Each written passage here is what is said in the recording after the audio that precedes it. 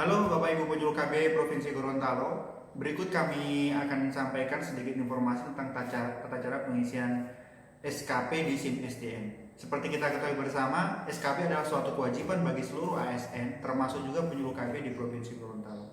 Maka dari itu, akan ada sedikit trik dan tips untuk tata cara pengisian SKP di SIM SDM. Maka dari itu, mari simak video tutorial yang berikut ini. Baik Bapak Ibu, langkah pertama adalah kita membuka aplikasi SIM SDM. Nah, setelah itu kita masuk di PPK SKP. Kita buka.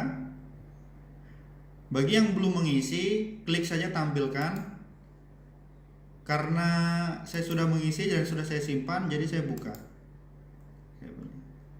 Nah, baik, ada hal yang perlu diperhatikan dalam pengisian sasaran kerja pegawai. Yang pertama adalah periodenya, baru yang kedua pejabat penilai. Saya PKB ahli pertama, pejabat penilainya adalah Pak Hamdan, atasan pejabat penilai adalah Effendi Korompot. Kebanyakan teman-teman ada yang tanya, Pak, saya kok ketik nama EF kok nggak muncul Pak Effendi Korompot. Perlu diperhatikan adalah Effendi Korompot itu huruf F-nya adalah double F ya. Jadi kita kliknya F2, setelah itu nanti akan muncul nama Pak Effendi. Kalau cuma EF saja nanti tidak muncul. Setelah itu kita mengisi tentang uraian tugas kita. Ini ada 3 macam, tugas pokok, unsur utama, dan unsur penunjang. Untuk penyuluh fungsional, biasanya yang saya tahu adalah unsur utama dan unsur penunjang. Unsur utama itu apa? Yaitu kegiatan-kegiatan kita yang berisi tentang penyuluhan, pelayanan, penggerakan, dan pengembangan. Itu masuk di unsur utama. Unsur penunjang itu berisi tentang keanggotaan dalam organisasi, mengikuti seminar mini lokakarya, sebagai tim penilai dalam angka kredit, dan lain sebagainya. Itu unsur penunjang. Selanjutnya adalah kita isi.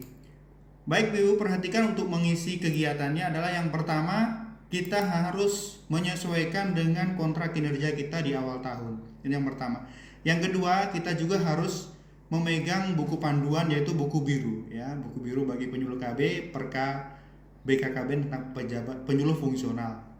Nah, langsung kita tuliskan, kita ketik uraian tugas kita. Misalkan contoh, menyusun perencanaan program KKBPK melalui Musrembang Des tingkat desa atau kelurahan ya.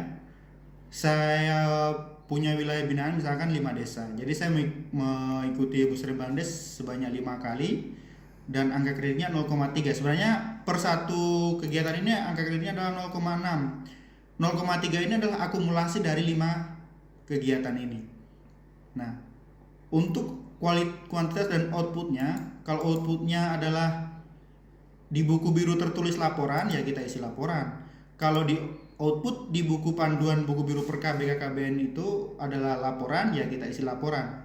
Kualitas mutu, kegiatan ini kita rencanakan akan berapa persen ya maksimal.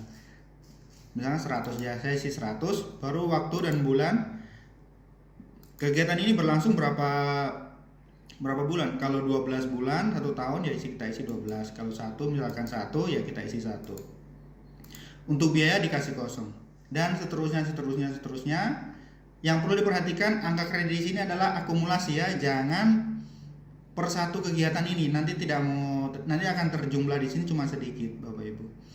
Nah, kita setelah mengisi semua, langsung kita segera simpan. Biasanya kalau kita mengisi di SIM SDM terlalu lama, misalnya lebih dari setengah jam, biasanya nanti waktu berkunjung Anda sudah habis. Jadi yang Bapak Ibu ketika akan hilang. Jadi usahakan sebelum setengah jam kita sudah simpan apa yang kita kerjakan.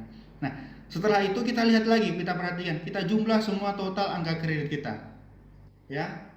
Perhatikan untuk penyuluh KB ahli pertama itu adalah targetnya adalah 12,5 per tahun.